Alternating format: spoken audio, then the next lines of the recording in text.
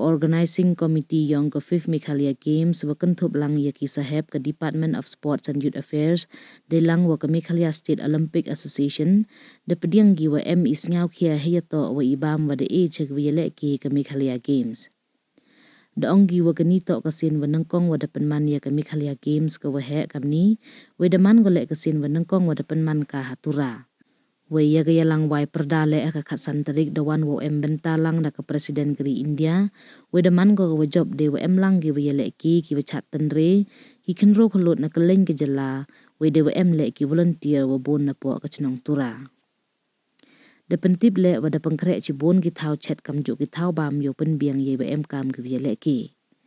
de penchele wa ka singi wai perda da pangkre artli ki yusong bam chak we le ki ha ni ka thau pen man tang wane daw wa itut hei ni hei tai da slem open poi ye bam wei hadin wa od ki wele ki ni liang ki bor wa pelai ka ni kelempung de pangkre smat ki ge bam mit i wada sedang na do nya waji ni liang John Karsijing working president ka Meghalaya State Olympic Association de ongu was ngau tho hi wa ki warap chem chitom we ni liang ko organizing committee de silat ko ye ni wajia tang wakate warok ki thau bam yong ki wele ki to ki wada krek kam lut yo pen biang ye bam wa bang we de le ye warok i wa kam yo pyndap ye warok i wa duna de wa bu ha khamat ye wa kam ki wele ki. We'd like to see that this is the first time such a mega event is being organized in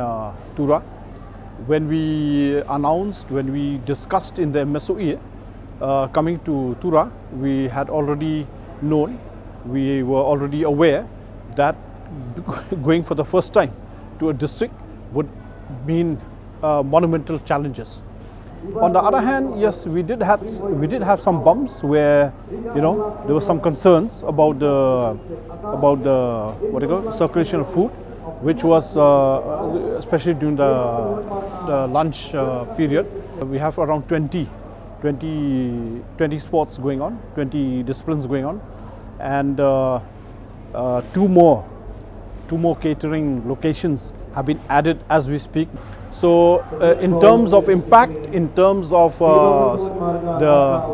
success of this vision to have these games in the district, it has been a real tremendous success. I'm very, very thankful again to the government, to the district administration, and yes, we are continuing to improve. We are continuing to improve, to check all the gaps and ensure that there's a very good, successful execution of the games.